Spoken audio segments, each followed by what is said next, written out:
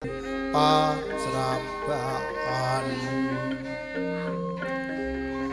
dangungenira nganti wijiling sasongko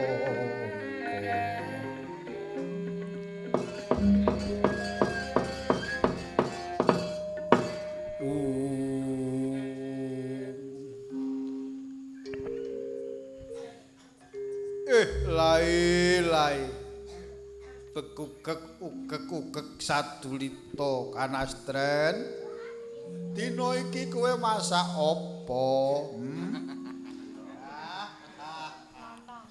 Inggih Kyai menika lontong opor ingkang nyamleng duduhipun miraos langkung gathuk timbang KFC. Syukur kanastren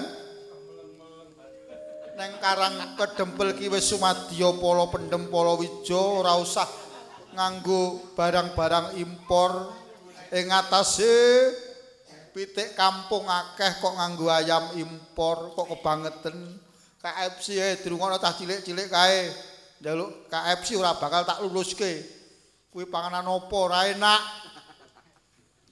Inggih kula nggih cocok menawi ngangge ayam kampung kemawon kok Kyai. Lah ya bocah-bocah kuwi wong golek gengsi ning ngarep Mirota kampus. Lae madang pinggir kaca mongko nak ning Amerika ora payu ning kene dadi laris. Awe kentuki. Nggih ketuki menika pancenipun penyakit jiwa Kyai.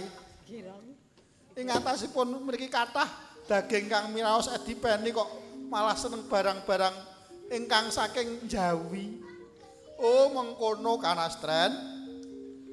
Wah. Ketok iki yen